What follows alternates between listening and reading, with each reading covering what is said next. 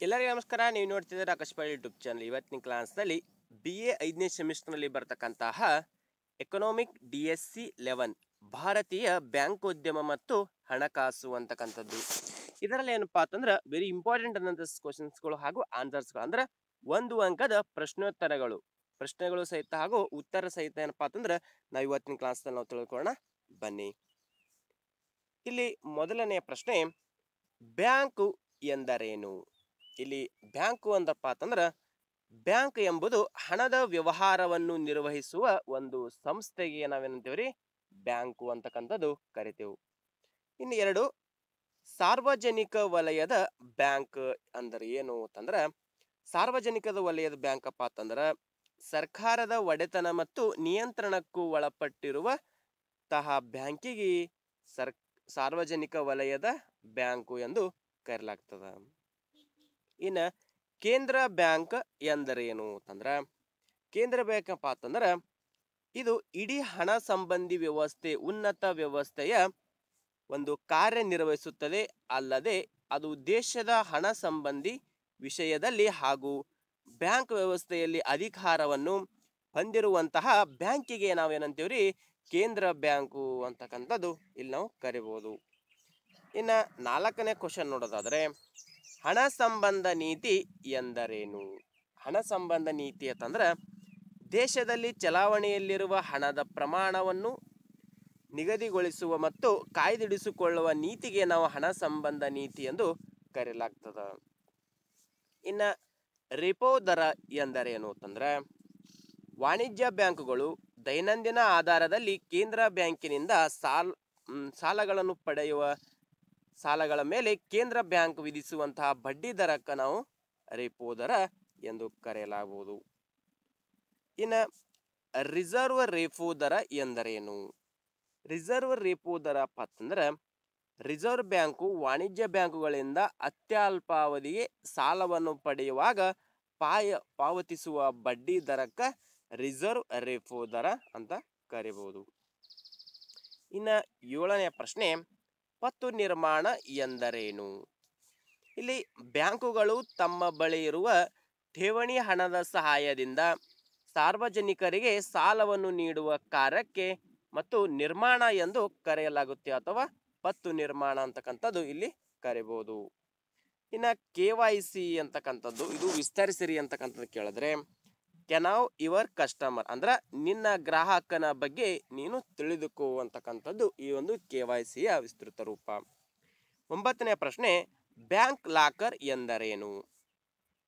ಬ್ಯಾಂಕಿನ ಗ್ರಾಹಕರು ತಮ್ಮ ಅಮೂಲ್ಯ ವಸ್ತುಗಳ ಸುರಕ್ಷಿತವಾಗಿ ಕಾಪಾಡಿಕೊಳ್ಳುವಂತಹ ಒದಗಿಸುವ ಒಂದು ಸೌಲಭ್ಯಕ್ಕೆ ನಾವೇನಂತೇವ್ರಿ ಬ್ಯಾಂಕ್ ಲಾಕರ್ ಅಂತಕ್ಕಂಥದ್ದು ಇಲ್ಲಿ ಕರಿತೇವೆ.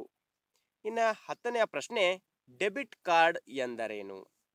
ಡೆಬಿಟ್ ಕಾರ್ಡ್ ಅಪ್ಪ ಅಂತಂದ್ರೆ ಡೆಬಿಟ್ ಕಾರ್ಡ್ ಎಂಬುದು ಹಣಕಾಸಿನ ಸಂಸ್ಥೆ ಒಂದರಲ್ಲಿ ವ್ಯಕ್ತಿಯ ಬ್ಯಾಂಕಿನ ಖಾತೆ ವಿದ್ಯುತ್ ಚಾಲಿತ ಪ್ರವೇಶಾಧಿಕಾರವನ್ನು ದೊರಕಿಸಿಕೊಡುವಂತಹ ಸಾಧನಕ್ಕೆ ನಾವು ಡೆಬಿಟ್ ಕಾರ್ಡ್ ಅಂತಕ್ಕಂಥದ್ದು ಕರಿತೇವೆ. ಇನ್ನು ಕ್ರೆಡಿಟ್ ಕಾರ್ಡ್ ಎಂದರೆ ಏನಂದ್ರೆ ಬ್ಯಾಂಕಿನಿಂದ ಅಥವಾ ಇತರ ಹಣಕಾಸಿನ ಸಂಸ್ಥೆಯಿಂದ ನೀಡಲಾದ ಒಂದು ಪ್ಲಾಸ್ಟಿಕ್ ದಾಖಲೆಯಾಗಿದ್ದು ಅದನ್ನು ಹೊಂದಿರುವ ವ್ಯಕ್ತಿಯು ಸಾಲ ಸೌಲಭ್ಯ ಪಡೆಯಲು ಅವಕಾಶವನ್ನು ಇದು ಏನ್ ಮಾಡ್ತೈತಿ ಒದಗಿಸಿಕೊಡುವಂತಹ ಕ್ರೆಡಿಟ್ ಕಾರ್ಡ್ ಎಂದು ಕರೆಯಲಾಗುತ್ತೈತಿ. ಇನ್ನು ಅಂತರ್ಜಾಲ ಬ್ಯಾಂಕಿಂಗ್ ಎಂದರೇನು? ಅಂತರ್ಜಾಲ ಬ್ಯಾಂಕಿಂಗ್ ಅಪ್ಪ ಅಂತಂದ್ರೆ ಒಂದು ಬ್ಯಾಂಕು ತಮ್ಮದೇ ಆದಂಥ ಕಂಪನಿ ಅಥವಾ ಹಣಕಾಸಿನ ಸಂಸ್ಥೆಯ ನಿವೇಶನದಲ್ಲಿ ಒಂದು ನಿರ್ದಿಷ್ಟ ಪ್ರವೇಶ ವ್ಯಾಪ್ತಿಯ ಒಳಗಡೆ ನಡೆಯುವ ಬ್ಯಾಂಕ್ ಉದ್ಯಮ ವ್ಯವಹಾರಕ್ಕೆ ನಾವು ಅಂತರ್ಜಾಲ ಬ್ಯಾಂಕಿಂಗ್ ಎಂದು ಕರೆಯಲಾಗ್ತೈತಿ. ಇನ್ನು ಮೊಬೈಲ್ ಬ್ಯಾಂಕಿಂಗ್ ಅಪ್ಪ ಅಂತಂದ್ರೆ ದೂರವಾಣಿಯ ಮೂಲಕ ಒದಗಿಸುವ ಬ್ಯಾಂಕ್ ಉದ್ಯಮ ಸೇವೆಗಳಿಗೆ ಮೊಬೈಲ್ ಬ್ಯಾಂಕಿಂಗ್ ಎಂದು ಕರೆಯಲಾಗ್ತೈತಿ. ಇನ್ನು 14ನೆಯ ಪ್ರಶ್ನೆ, ಬಂಡವಾಳ ಹೂಡಿಕೆ ಸಂಸ್ಥೆಗಳು ಎಂದರೇನು? ಇಲ್ಲಿ ಬಂಡವಾಳ ಹೂಡಿಕೆ ಸಂಸ್ಥೆಗಳಪ್ಪ ಅಂತಂದ್ರೆ ಹಣದ ಮಾರುಕಟ್ಟೆ ಸಾಧನಗಳು ಸೇರಿದಂತೆ ಒಂದು ಅಥವಾ ಹೆಚ್ಚಿನ ಸಂಖ್ಯೆಯ ಯೋಜನೆಗಳ ವಿನಿಯೋಗಗಳಲ್ಲಿ ಹೂಡಿಕೆ ಮಾಡಲು ಸಾರ್ವಜನಿಕರಿಗೆ ಅಥವಾ ಸಾರ್ವಜನಿಕ ಒಂದು ವರ್ಗದಿಂದ ಮತ್ತೊಂದು ವರ್ಗಕ್ಕೆ ಅಥವಾ ಘಟಕಗಳನ್ನು ಮಾರಾಟ ಮಾಡುವಂತಹ ಮೂಲಕ ಹಣವನ್ನು ಎತ್ತುವ ಕೂಡು ವ್ಯಾಪಾರ ಸಂಸ್ಥೆಗೆ ನಾವಿಲ್ಲಿ ಏನಂತೇವ್ರಿ ಬಂಡವಾಳ ಹೂಡಿಕೆ ಸಂಸ್ಥೆ ಅಂತಕ್ಕಂಥದ್ದು ಕರಿತೇವೆ. ಇನ್ನ ಷೇರು ಮಾರುಕಟ್ಟೆ ಎಂದರೇನು? ಅನೇಕ ವ್ಯಕ್ತಿಗಳು ಒಂದುಗೂಡಿ ತಮ್ಮ ಪಾಲಿನ ಬಂಡವಾಳವನ್ನು ಒಟ್ಟುಗೂಡಿಸುವ ಮೂಲಕ ಮೂಲಧನವನ್ನು ಸಂಗ್ರಹಿಸಿ ಸಂಸ್ಥೆಯನ್ನು ಸ್ಥಾಪಿಸುವುದನ್ನು ನಾವು ಷೇರು ಮಾರುಕಟ್ಟೆ ಎಂದು ಇಲ್ಲಿ ಕರೆಯಬಹುದು.